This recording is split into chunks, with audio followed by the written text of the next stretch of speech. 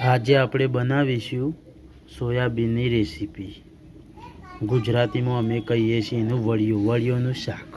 મસાલેદારથી ભરપૂર આજ બનાવીશું।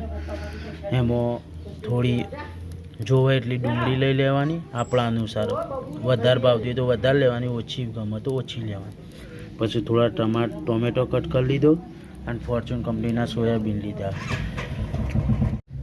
ત્યારબાદ પાણી ગરમ કરવા મેળ દીધું। આ પાણી ગરમ થાય, પાણી થોડું ગરમ થાય એટલે એમાં વડિયો નાખી દેવાની। પાણી ગરમ થઈ ગયું, વડિયો નાખી દઈએ આપણે। એક પેકેટ નાખ્યું, હવે બીજું પેકેટ નાખી દઈએ।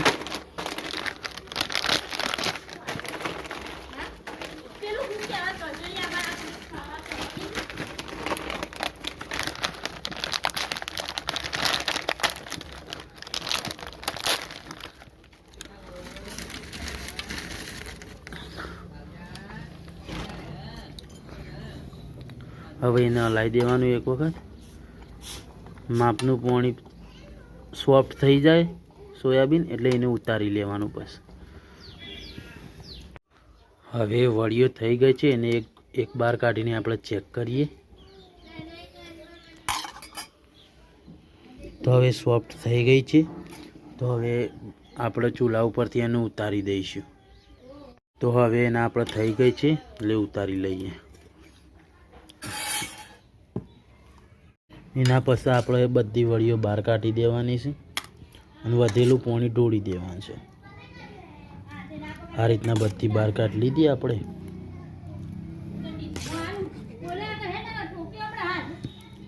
ત્યારબાદ આ રીતના સોયાબીન લઈ અને જે અંદર પાણી હોય એ નીચોઈ દેવાનું। આ રીતના નીચોઈને એક બાજુ મૂકી દેવાની, એક બાજુ કાઢીને પછી એનો વંઘાર કરવાનો।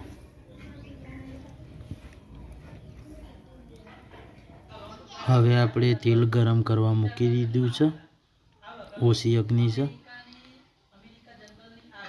હવે તેલ ગરમ થઈ ગયું। તેલ ગરમ થાય એટલે અમે એમાં લસણની કળીઓ નાખી દીધી।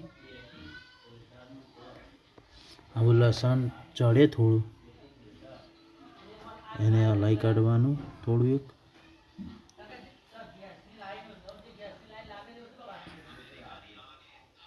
હવે લસણનો વંઘાર થઈ ગયો હોય ત્યારબાદ ડુંગળી નાખી દેવાની। ડુંગળીને સારી રીતે થોડી હલાવી દેવાની। હવે ડુંગળી હલાવી, ડુંગળી ચડવા મૂકી દેવાની।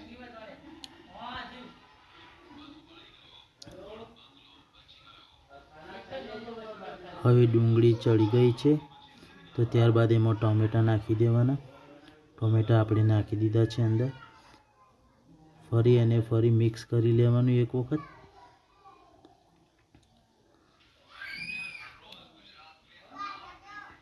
મિક્સ કરી લીધું છે। હવે આપણે એના પછી થોડું વાર પહેલાં મરચું નાખીશું, કશ્મીરી લાલ મરચું 2 ચમચી જેટલું।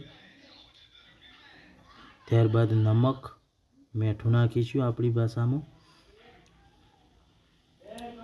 પછી ત્યારબાદ અમે જીરું પાવડર ને કાળા મરી એ મિક્સ મસાલો નાખ્યો।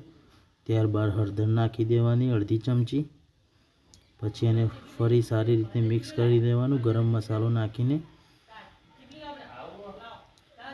હવે એને મિક્સ કરી લઈશું આપણે। મિક્સ કરવાનું ચાલુ કરી દીધું, મિક્સ કરી દીધું।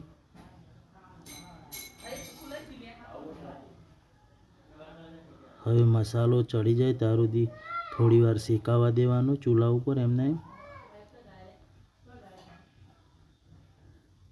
હવે શેકાઈ જાય, હવે શેકાઈ ગયો છે મસાલો।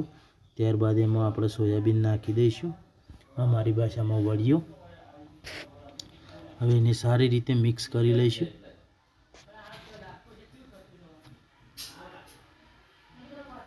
મિક્સ કર્યા બાદ એમાં અંદર થોડું પાણી નાખી દઈશું, આપણે જે પ્રમાણમાં જોઈએ તે। રસાવાળું ખાવું હોય તો થોડું વધારે પાણી રેડવાનું અંદર। હવે પાણી રેડીને ખદવા માંડ્યું છે પાણી।